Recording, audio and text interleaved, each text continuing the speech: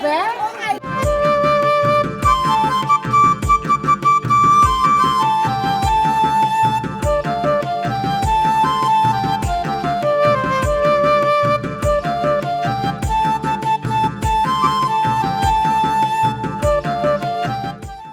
নিশ্চয়ই জীবনে বহু সম্প্রদায়ের বহু রকম বিয়ে দেখেছেন, কিন্তু বাংলাদেশে এমনও বিয়ের রীতি রয়েছে যে বিয়ের আগে আরেকটি বিয়ে হয়। কনেপক্ষ বরের বাড়িতে এসে এ বিয়ে সম্পন্ন করে। কী সব আজগুবি রীতিনীতি সে বিয়ের, যা দেখলে অবাক হবেন, আর না দেখলে বিশাল কিছু মিস করবেন। কারণ এমন ভিন্ন রকম রীতিনীতি আর বর্ণাঢ্য আয়োজনের বিয়ে আপনি আগে কখনো দেখেননি, আমি 100% গ্যারান্টি দিচ্ছি। তবে আর ঠেলাঠেলি কিসের, এক কাপ চা হাতে নিয়ে আরাম করে বসে পড়ুন সুন্দর একটি জায়গা দেখে, আর দেখে ফেলুন ভিন্ন রকম আর আজগুবি রীতির আদিবাসী বিয়ের এই স্পেশাল ভিডিওটি সম্পূর্ণ দেখে কমেন্টে জানাবেন এরকম আজগুবি বিয়ে আগে কখনো দেখেছেন কিনা। ভিডিওটি ভালো লাগলে অবশ্যই শেয়ার করে আরেকজনকে দেখার সুযোগ করে দিবেন, আর এরকম আলাদা ধরনের ভিডিও দেখার জন্য চ্যানেলটি অবশ্যই সাবস্ক্রাইব করবেন।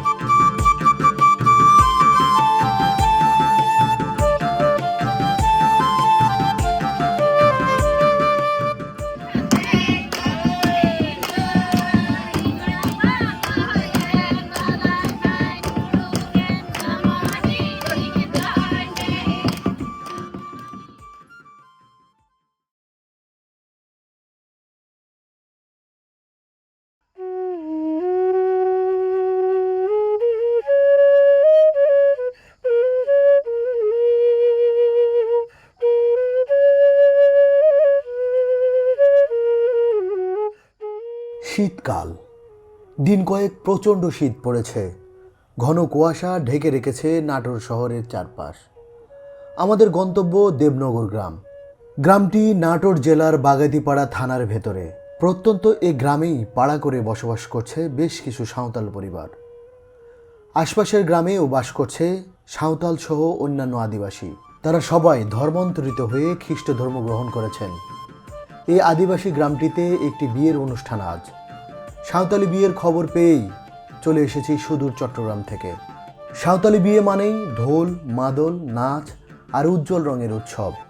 এখানে বিয়ে শুধু দুজন মানুষের নয়, দুই পরিবার, দুই পাড়া, পুরো সম্প্রদায়ের একসাথে আনন্দে মেতে ওঠা।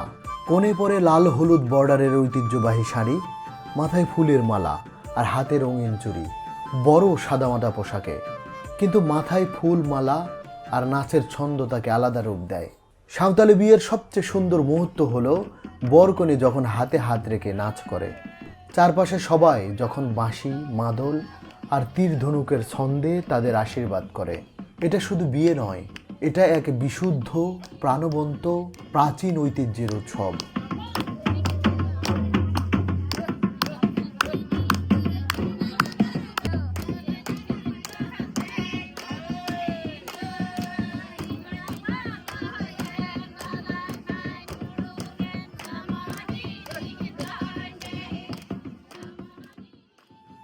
আজকে দেখাবো কোনো বিয়ের ভিডিও নয়, বরং বিয়ের আগের দিনের ভিন্ন রীতির আজগবি কিছু আচার অনুষ্ঠান, যাকে বলা হয় বিয়ের আগের বিয়ে।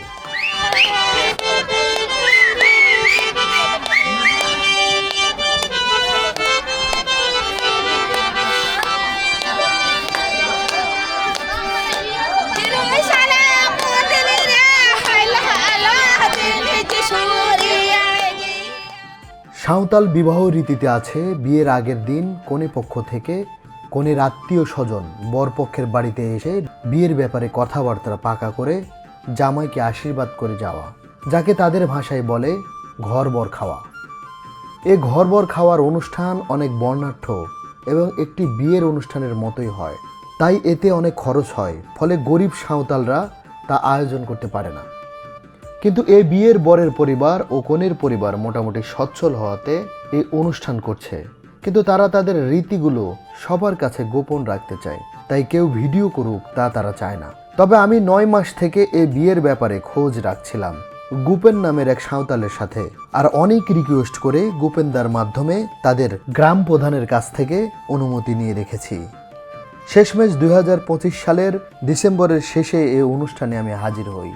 গ্রামে ঢোকার আগেই দেখি একটি বাড়িতে উঁচু করে ঝুলানো আছে কয়েকটি গাঁদা ফুল দিয়ে প্লাস চিহ্নের মতো করে বানানো একটি প্রতীক।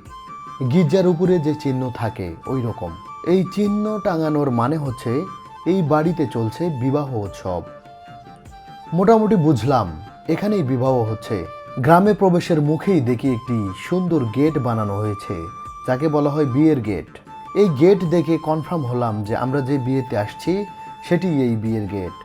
গেট দিয়ে প্রবেশ করে দেখলাম সামিয়ানা টাঙানো হয়েছে।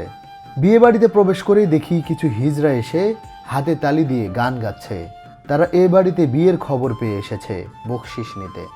এইদিকে বিয়ে বাড়িতে এভাবেই বকশিস নিতে আসে তারা।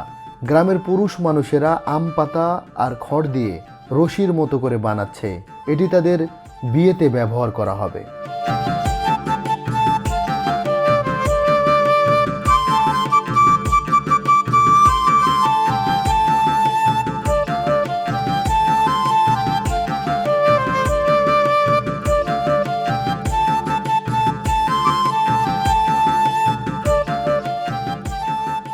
মহিলারা মশলা বাটাবাটি, পেঁয়াজ কাটাকাটি করছে। শূকরের মাংস কেটে রাখা হয়েছে বড় কয়েকটি পাত্রে। শূকরের মাংস ছাড়া সাঁওতালি বিয়ে হবেই না, এটাই তাদের মূল খাবার।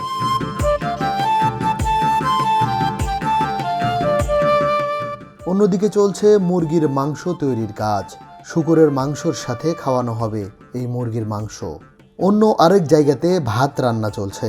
ভাত রান্না শেষ হলে তারা মাংসগুলো রান্না করবে। এদিকে চলছে মদ সংগ্রহের পালা। কয়েকদিন ধরে তৈরিকৃত মদ বড় পাত্রে নেওয়া হচ্ছে, যে পাত্র থেকে আত্মীয় স্বজন এবং পাড়া প্রতিবেশীদেরকে পরিবেশন করা হবে। এই মদও তাদের বিয়ের অত্যাবশ্যকীয় একটি উপাদান। মদ ছাড়া বিয়ে হতেই পারে না। অতিথি আপ্যায়নে যদি বাংলা মদ না দেওয়া হয় তাহলে সে আপ্যায়ন সম্পন্ন হয় না। অতিথি আপ্যায়নের আয়োজন চলছে, কিন্তু এখনও আসেনি অতিথিরা। কনেপক্ষের বাড়ি রাজশাহী জেলার তানোর থানায়। সেখান থেকে রওনা দেবার কথা খুব ভোরে, কিন্তু অতিরিক্ত শীত ও ঘন কুয়াশা থাকায় রওনা দিতে একটু দেরি হয়।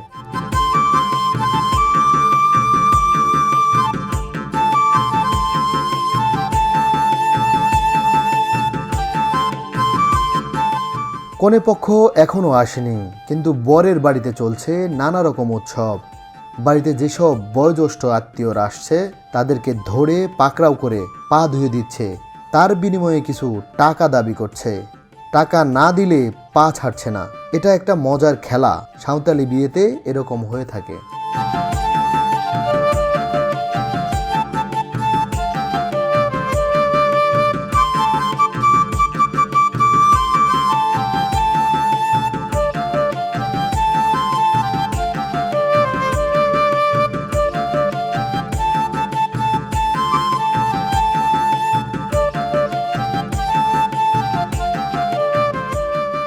এই তো চলে এসেছে কনেপক্ষ। কনের বাড়ি দূরে হওয়াতে তারা বাস ভাড়া করে এসেছে। তারা পুরো গ্রাম শুদ্ধ এসেছে। সাঁওতালি বিয়েতে পুরো গ্রাম একসাথে দাওয়াত পায়, আর তারা সবাই অংশগ্রহণ করে এই বিয়েতে। সবাই বাস থেকে নেমে বিয়ে বাড়ির দিকে আসতে শুরু করে। সবাই গেট দিয়ে প্রবেশ করে, কিন্তু মূল প্যান্ডেলে প্রবেশ করে না, অপেক্ষা করে সবাই আসার জন্য। সবাই আসার পর বরপক্ষ প্রধান কনেপক্ষ প্রধানের হাতে এই ঘটিটি দিয়ে দেয়। এই ঘটি দেওয়ার কৌশলও সম্পূর্ণ আলাদা। প্রথমে ঘটিটি হাতে নিয়ে দুজনের হাত মাথার উপরে তোলে, তারপর ছেড়ে দেয়। কনেপক্ষের প্রধান ঘটিটি গ্রহণ করে একটু সরে যায়। ঘটি থেকে কিছু পানি ফেলে দেয়, কিছু পানি হাতে নিয়ে মুখে মাখে, আবার কিছু পানি মাথায় ছিটিয়ে দেয়। তারপর কিছুই একটা মনে মনে বলে বাকি পানিগুলো খেয়ে ফেলে। তারপর ঘটিটি আবার কলাপাতা দিয়ে মুড়িয়ে বরপক্ষের প্রধানের হাতে দিয়ে দেয়, ঠিক একই নিয়মে।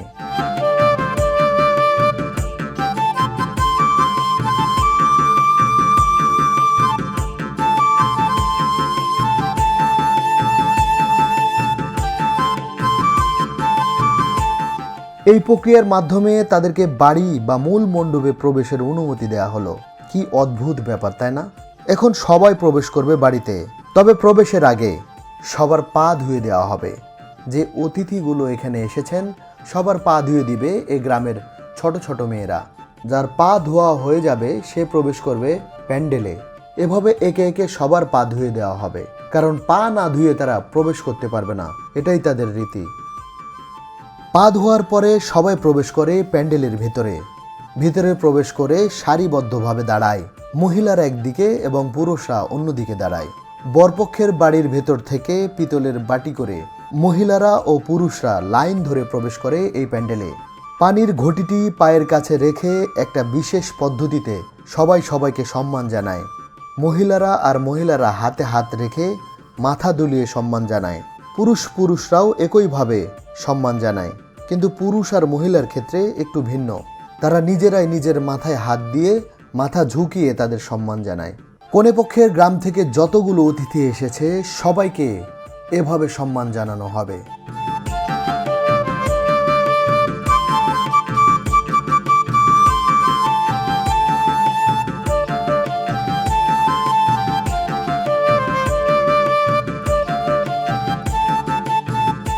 সবাইকে সম্মান জানানো শেষ হলে সবাইকে সারিবদ্ধভাবে চেয়ারে বসতে দেওয়া হয়। চেয়ারে বসার পরে প্রাথমিকভাবে তাদেরকে চা মুড়ি খাওয়ানো হয়। এটা তাদের বিয়ের রীতিতেই রয়েছে। একজন প্লাস্টিকের জগে করে চা নিয়ে মগে করে ঢেলে দিচ্ছে, আর একজন মহিলা বড় একটা বলে মুড়ি নিয়ে হাঁটছে। যার যার মুড়ি দরকার সে মুড়ি নিয়ে মগে রাখা চায়ের ভিতরে দিয়ে ডুবিয়ে আর চুবিয়ে খাচ্ছে। তারা সবাই চা খাচ্ছে আর গল্প করছে।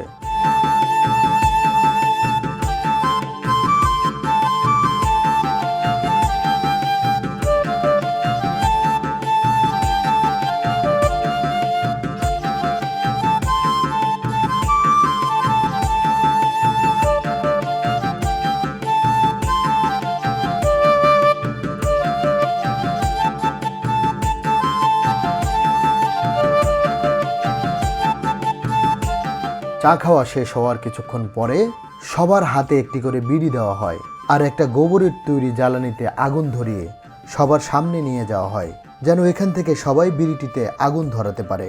মহিলা পুরুষ সবাই এখান থেকে বিড়িতে আগুন জ্বালিয়ে নেয় আর বিড়িগুলো টানতে থাকে। কি অদ্ভুত যে রীতি! কি মহিলা কি পুরুষ সবাই বিড়ি টানছে আর বিড়ির ধোঁয়া একে অপরের মুখে ছুড়ে দিচ্ছে। এটাই তাদের বিড়ির ধোঁয়া দিয়ে খেলা। এভাবে বিড়ির ধোঁয়া দিয়ে খেলা চলে বেশ কিছুক্ষণ।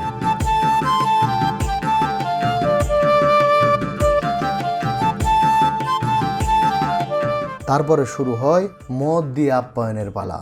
বাড়ির মহিলারা অতিথিদের মদ ঢেলে ঢেলে দিচ্ছেন আর গান গাইছেন। সবাই ভক্তি ভরে সে মদ খাচ্ছেন আর একে অপরের সাথে দুষ্টুমি করছেন। এরকম মদ দিয়ে আপ্যায়ন চলে বেশ কিছুক্ষণ। এই আপ্যায়নের মাঝে সবাই গুনগুন করে গান গাচ্ছেন, বাজছে ঢোল, তবলা, হারমোনিয়াম এবং দোতারা। কি যে আনন্দ তারা করছে, না দেখলে আসলে বিশ্বাস করার মতো নয়।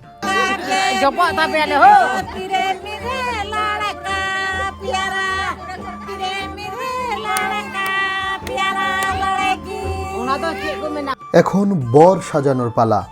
বরের শ্বশুর শাশুড়ি এবং আরও কিছু মানুষ মিলে বরকে সাজিয়ে দেয়। প্রথমে বরের হবু শাশুড়ি একটি কাঁসার থালায় কিছু পানি নিয়ে বরের পা ধুয়ে দেয়। তারপর তাদের সাথে আনা কাপড়, যেমন প্যান্ট, পাঞ্জাবি, গামছা বরকে পরিয়ে দেয়।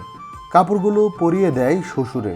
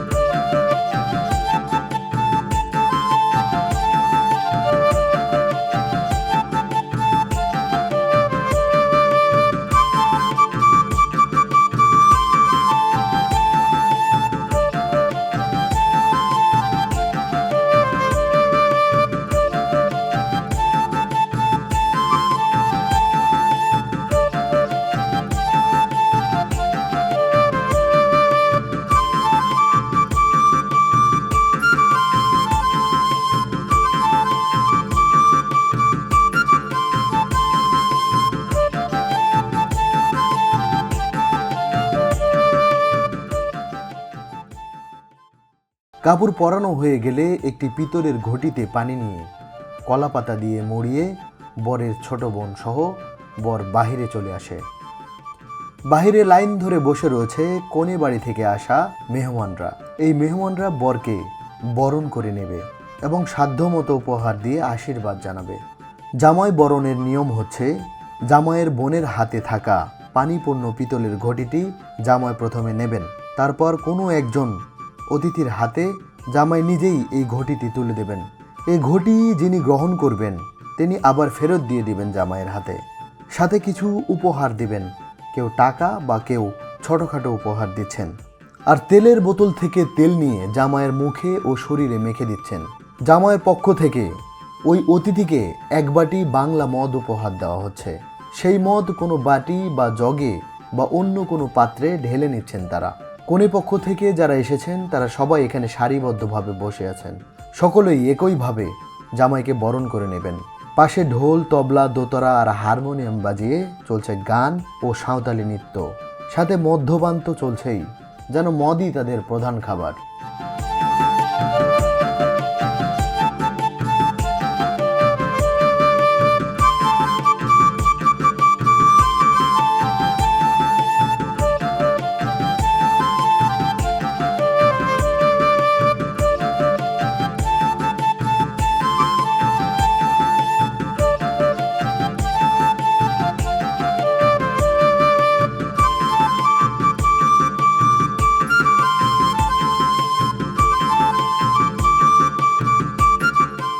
জামাই বরণ শেষে শুরু হয় খানাপিনা। শুকুরের মাংস, মুরগির মাংস আর ডাল দিয়ে চলে খাওয়া দাওয়া। ঘণ্টাখানেক সময় লাগে খাওয়া দাওয়া শেষ করতে।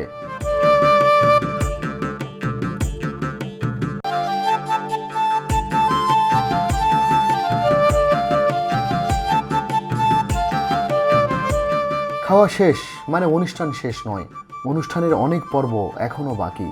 খাওয়া দাওয়া শেষ করে কিছু সময় বসে রেস্ট করেন সবাই। তারপর শুরু হয় গায়ে হলুদের পালা। গায়ে হলুদ মানে কনে বা বরের গায়ে হলুদ নয়, এ এক অন্যরকম গায়ে হলুদ। আমার জীবনে প্রথম দেখেছি এ ধরনের গায়ে হলুদ। গায়ে হলুদের জন্য তারা ভিন্ন দুটি বাড়ি বেছে নেয়। এক বাড়িতে পুরুষেরা প্রবেশ করে, অন্য বাড়িতে মহিলারা প্রবেশ করে। এই হলুদ দেওয়ার অনুষ্ঠানটি একটি ব্যতিক্রম ধর্মী অনুষ্ঠান, তাই মেয়েদের ভিডিও আমি দেখালাম না, শুধু পুরুষেরটাই দেখালাম। পুরুষেরা যে বাড়িতে প্রবেশ করলো তারা এক হাঁড়ি মদ, একটা গ্লাস, একটা মগ, দোতারা, ঢোল, তবলা, হলুদ আর সিঁদুর নিয়ে প্রবেশ করলো। বর ও কনে পক্ষের সব পুরুষ মানুষ এখানে অবস্থান করছে। চলছে গান, নাচ আর মদ খাওয়া। এদিকে দুজন করে সামনাসামনি বসে চলছে হলুদ মাখানো ও সিঁদুর খেলা। এখানে বর পক্ষের লোকজন কনে পক্ষের লোকজনদের ভিতরে হলুদ ও সিঁদুর লাগাচ্ছে। পরে আবার কনে পক্ষ থেকে আসা লোকেরা বর পক্ষের লোকদেরকে হলুদ এবং সিঁদুর লাগাচ্ছে। তারপর তাদের সামনে মগে করে দেওয়া মদ বিনিময় করে খেয়ে নিচ্ছেন। তারপর দাঁড়িয়ে হাত ধরে কাঁধে কাঁধ মিলিয়ে তারা শেষ করছেন এই হলুদ পর্ব। এভাবে দুজন দুজন করে সামনাসামনি বসে একই পদ্ধতিতে চলছে হলুদ এবং সিঁদুর খেলা। প্রথমে শুরু হয় মুরব্বীদের দিয়ে, পরে দুজন করে করে পর্যায়ক্রমে ছোটদের মধ্যে হয়ে থাকে এই খেলাটি। এটি তাদের গায়ে হলুদের অনুষ্ঠান। এই মাখানো গায়ে হলুদের যে অংশগুলো থেকে গেছে সেখান থেকেই কনে এবং বরকে গায়ে হলুদ পরানো হবে।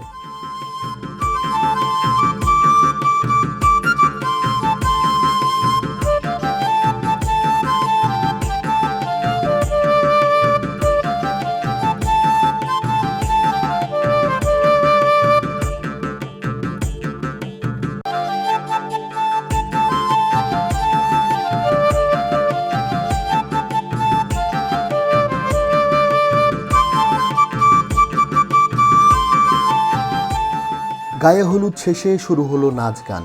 ঢোল, তবলা, দোতারা বাজিয়ে নাচ গান করতে করতে বেরিয়ে যায় সবাই এই বাড়ি থেকে।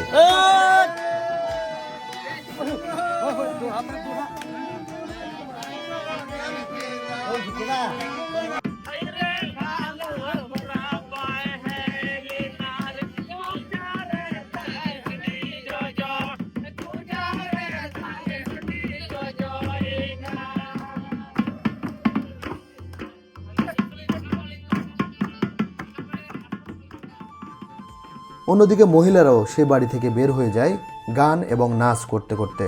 এই পুরুষেরা এবং এই মহিলারা সবাই মিলে আবার বরের বাড়িতে একত্রিত হয়ে শুরু হয় সাঁওতালদের সেই বিবাহর নৃত্য। এটাকে বলা হয় সাঁওতালি নৃত্য। আর এই সাঁওতালি নৃত্যই হচ্ছে সাঁওতালি বিয়েদের প্রধান আকর্ষণ। এই নৃত্য সাঁওতালি বিয়ের মূল আকর্ষণ। তাই এই নৃত্যতে সবাই অংশগ্রহণ করে, বরপক্ষ কনেপক্ষ সবাই। মহিলারা একজন একজনের হাত ধরে শিকলের মতো তৈরি করে গোল হয়ে একটু একটু করে আগাচ্ছে আর নাচছে, আর পুরুষেরা এই বৃত্তের ভিতরে ঢোল, তবলা, দোতারা, হারমোনিয়াম বাজাচ্ছে। কি দারুণ যে সে মুহূর্তটা, না দেখলে বিশাল কিছু মিস করে ফেলবেন। এভাবে তাদের সাঁওতালি নৃত্য চলে প্রায় 1.5 ঘন্টার মতো। এই নৃত্যের পরেই শেষ হয়ে যায় তাদের বিয়ের আগের দিনের অনুষ্ঠানটি।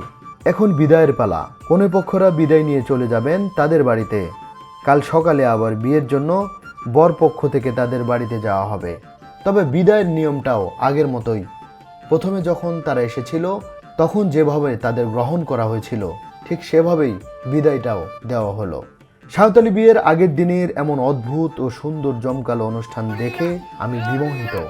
এমন আয়োজন আর এমন অদ্ভুত রীতিনীতি আমি আগে কখনো দেখিনি। তাই এই অনুষ্ঠান আমার মস্তিষ্কে স্বর্ণাক্ষরে মুদ্রিত থাকবে আজীবন। বন্ধুরা, আপনারা যদি আগে কখনো এমন অনুষ্ঠান দেখে থাকেন তাহলে অবশ্যই কমেন্ট করে জানাবেন। আল্লাহ হাফেজ।